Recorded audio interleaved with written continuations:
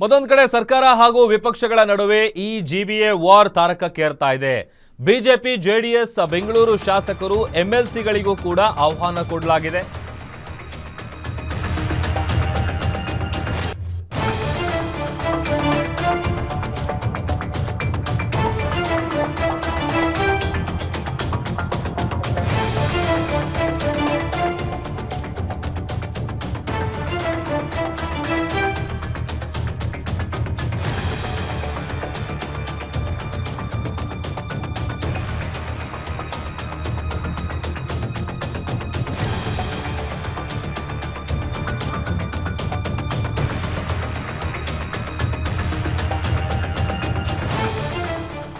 ಒಂದ್ ಕಡೆ ಸಭೆಗೆ ಬೇಕಾದಂತ ಸಿದ್ಧತೆಗಳಾಗ್ತಾ ಇದೆ, ಮತ್ತೊಂದು ಕಡೆ ಸರ್ಕಾರ ಹಾಗೂ ವಿಪಕ್ಷಗಳ ನಡುವೆ ಜಿಬಿಎ ವಾರ್ ನಡೀತಾ ಇದೆ.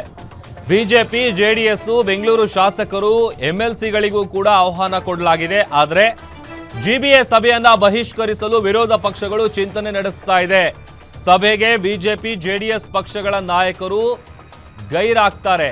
ಇವತ್ತು 3 ಗಂಟೆಗೆ ಅಶೋಕ್ ನೇತೃತ್ವದಲ್ಲಿ ಮೀಟಿಂಗ್ ಇದೆ.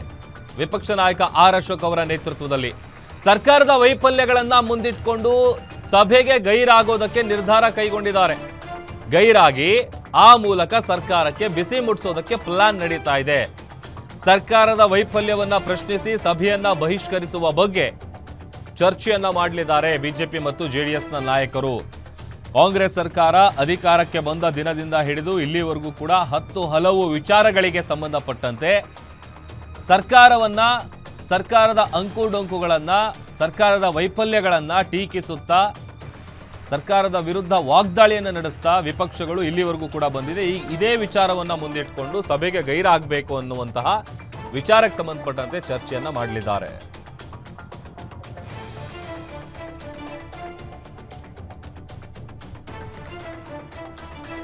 ಈ ಬಗ್ಗೆ ಮತ್ತಷ್ಟು ಡೀಟೇಲ್ಸ್ ಅನ್ನ ಕೊಡ್ತಾರೆ ನಮ್ಮ political bureau head Maruti Pavagowda ನನ್ನ ಜೊತೆ ಲೈವ್ ಜಾಯ್ನ್ ಆಗ್ತಾ ಇದ್ದಾರೆ. ಮಾರುತಿ, ಒಂದ್ ಕಡೆ ಜಿಬಿಎ ಮೊದಲ ಮೀಟಿಂಗು ಇವತ್ತು ಸಂಜೆ 4 ಗಂಟೆಗೆ ನಡೆಯುತ್ತೆ, ಅದಕ್ಕೆ ಬೇಕಾದಂತ ಸಿದ್ಧತೆ ಆಗ್ತಾ ಇದೆ. ಮತ್ತೊಂದ್ ಕಡೆ ಸರ್ಕಾರ ವರ್ಸಸ್ ವಿಪಕ್ಷಗಳು ಜಿಬಿಎ ವಾರ್ ಕೂಡ ತಾರಕಕ್ಕೇರ್ತಾ ಇದೆ. ಸರ್ಕಾರದ ವೈಫಲ್ಯಗಳನ್ನ ಮುಂದಿಟ್ಕೊಂಡು ಸಭೆಗೆ ಗೈರಾಗಬೇಕು ಅಂತೇಳಿ ಈ ಎರಡೂ ವಿಚಾರಕ್ಕೆ ಸಂಬಂಧಪಟ್ಟಂತೆ ಅಪ್ಡೇಟ್ಸ್ ಕೊಡ್ತಾ ಹೋಗೋದಾದ್ರೆ ಮಾರುತಿ. ಪ್ರಭು, ಮೊದಲಿಂದಲೂ ಕೂಡ ಜಿಬಿಎ ಮಾಡ್ತಿರೋದಕ್ಕೆ ರಾಜ್ಯ ಸರ್ಕಾರದ ಈ ತೀರ್ಮಾನಕ್ಕೆ ಬಿಜೆಪಿ ಮತ್ತು ಜೆಡಿಎಸ್ ಶಾಸಕರು ಆಕ್ಷೇಪ ಮತ್ತು ಅಸಮಾಧಾನವನ್ನು ವ್ಯಕ್ತಪಡಿಸಿದರು. ಈ ಜಿಬಿಎ ಕಾಯ್ದೆಯನ್ನು ತಂದಂಥ ಸಂದರ್ಭದಲ್ಲೇ ವಿಧಾನಸಭೆ ಮತ್ತು ವಿಧಾನ ಪರಿಷತ್ ಎರಡೂ ಕಡೆಯೂ ಕೂಡ ವಿಧಾನಸಭೆ ವಿಧಾನ ಪರಿಷತ್ ಒಳಗಡೆನೂ ಇದಕ್ಕೆ ಆಕ್ಷೇಪವನ್ನು ವ್ಯಕ್ತಪಡಿಸಿದರು. ಅದೇ ರೀತಿ ಬೆಂಗಳೂರಿನ ಹಲವು ವಿಧಾನಸಭಾ ಕ್ಷೇತ್ರಗಳಲ್ಲಿ ಪ್ರತಿಭಟನೆಯನ್ನು ಕೂಡ ಮಾಡಿದ್ರು. ಆದರೂ ಸರ್ಕಾರ ಹಠಕ್ಕೆ ಬಿದ್ದಂತೆ 5 ಭಾಗಗಳನ್ನಾಗಿ ಮಾಡಿರುವಂಥದ್ದು ಈಗ ವಿಪಕ್ಷಗಳ ಆಕ್ಷೇಪಕ್ಕೆ ಕಾರಣ ಆಗಿರುವಂಥದ್ದು. ಹೀಗಾಗಿ ಇವತ್ತು ಮಧ್ಯಾಹ್ನ 4 ಗಂಟೆಗೆ ಕರೆದಿದ್ದಂತಹ ಸಭೆಗೆ ಮುಖ್ಯಮಂತ್ರಿ ಸಿದ್ದರಾಮಯ್ಯ ಹಾಗೂ ಉಪಮುಖ್ಯಮಂತ್ರಿ ಡಿ.ಕೆ. ಶಿವಕುಮಾರ್ ಅವರ ನೇತೃತ್ವದಲ್ಲಿ ನಡೆಯಬೇಕಾಗಿರುವಂಥ ಈ ಸಭೆಗೆ ಜೆಡಿಎಸ್ ಹಾಗೂ ಬಿಜೆಪಿಯ ಬೆಂಗಳೂರು ಶಾಸಕರು ಮತ್ತು ಪರಿಷತ್ ಸದಸ್ಯರು ಗೈರು ಹಾಜರಾಗೋದಕ್ಕೆ ನಿರ್ಧಾರವನ್ನು ಮಾಡಿದ್ದಾರೆ. ನಿನ್ನೆಯಿಂದಲೂ ಕೂಡ ಈ ಚರ್ಚೆ ಆಗ್ತಿತ್ತು, ನಾವು ಆ ಸಭೆಗೆ ಹೋದರೆ ಹೇಗೆ, ಹೋಗದೇ ಇದ್ದರೆ ಹೇಗೆ ಅಂತ. ಯಾಕಂತ ಹೇಳಿದ್ರೆ ಹೋದರೆ ಇಷ್ಟು ದಿನಗಳ ಕಾಲ ನಮ್ಮ ನಿಲುವು ಮತ್ತು ನಿರ್ಧಾರವನ್ನು ನಾವೇ ಬ್ರೇಕ್ ಮಾಡಿದಂತಾಗುತ್ತೆ.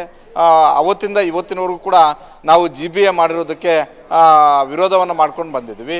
ಈಗ ಜಿಬಿಎಗೆ ಸಂಬಂಧಪಟ್ಟಂತಹ ಸಭೆಗೆ ಹೋದರೆ ಯಾವ ಸಂದೇಶ ರವಾನೆ ಆಗುತ್ತೆ ಅನ್ನುವಂಥ ಒಂದು ಚರ್ಚೆ ಜೆ ಡಿ ಎಸ್ ಅಲ್ಲೂ ಇತ್ತು, ಅದೇ ರೀತಿ ಬಿ ಜೆ ಪಿಯಲ್ಲೂ ಕೂಡ ಇತ್ತು. ಹೀಗಾಗಿ ಒಂದು ಕಡೆ ಜಿಬಿಎ ಮೀಟಿಂಗ್ ಸರ್ಕಾರ ಕರೆದಿದ್ರೆ ಅದೇ ಸಮಯಕ್ಕೆ ಬಿ ಜೆ ಪಿ ಮತ್ತು ಜೆ ಡಿ ಎಸ್ ಶಾಸಕರು ಮತ್ತು ಪರಿಷತ್ ಸದಸ್ಯರು, ಬೆಂಗಳೂರು ಪರಿಷತ್ ಸದಸ್ಯರು ಪ್ರತ್ಯೇಕವಾಗಿ ಸಭೆ ಮಾಡ್ತಾ ಇರುವಂಥದ್ದು. ಬಿ ಜೆ ಪಿಯ ಮುಂದಿನ ಹೋರಾಟ, NDA ಪಕ್ಷಗಳ ಮುಂದಿನ ಹೋರಾಟ ಯಾವ ರೀತಿಯಾಗಿರಬೇಕು ಅಂತ ಚರ್ಚೆ ಇಲ್ಲಿ ಮಲ್ಲೇಶ್ವರಂನ BJP ಕಚೇರಿ ನಡೆದರೆ ಜಿಬಿಎಗೆ ಯಾವ ರೀತಿಯಾಗಿ ನಾವು ರೆಡಿ ಆಗಬೇಕು ಅನ್ನುವಂಥ ವಿಚಾರಕ್ಕೆ, ಅಂದರೆ ಡಿಸೆಂಬರ್ ಅಲ್ಲವೇ ಜನವರಿಯಲ್ಲಿ ಚುನಾವಣೆ ಮಾಡಬೇಕು ಅನ್ನುವಂಥ ಒಂದು ರೀತಿಯಲ್ಲಿ ಸರ್ಕಾರ ಲೆಕ್ಕಾಚಾರವನ್ನು ಆಗ್ತಿದೆ. ಜೊತೆಗೆ ರಾಜ್ಯ ಚುನಾವಣಾ ಆಯೋಗವು ಕೂಡ ಹಿಂದೆ ಸರ್ಕಾರಕ್ಕೆ ಒಂದು ಮನವಿಯನ್ನು ಮಾಡಿದ್ದು, ಆದಷ್ಟು ಬೇಗ ವಾರ್ಡ್ ವಿಂಗ್ ಅನ್ನೋ ಸಮಸ್ಯೆಯನ್ನು ಬಗೆಹರಿಸಬೇಕು, ಮೀಸಲಾತಿಯನ್ನು ಪಟ್ಟಿಯನ್ನು ಪರಿಷ್ಕರಣೆ ಮಾಡಬೇಕು ಅನ್ನುವಂಥ ಒಂದು ಸಲಹೆಯನ್ನು ಕೊಟ್ಟಿತ್ತು. ಈ ಹಿನ್ನೆಲೆಯಲ್ಲಿ ಮುಖ್ಯಮಂತ್ರಿ ಸಿದ್ದರಾಮಯ್ಯ ಹಾಗೂ ಉಪಮುಖ್ಯಮಂತ್ರಿ ಡಿ.ಕೆ. ಶಿವಕುಮಾರ್ ಅವರ ನೇತೃತ್ವದಲ್ಲಿ ಬೆಂಗಳೂರು ಜನಪ್ರತಿನಿಧಿಗಳ ಒಂದು ಸಭೆ ನಡೀತಾ ಇದೆ.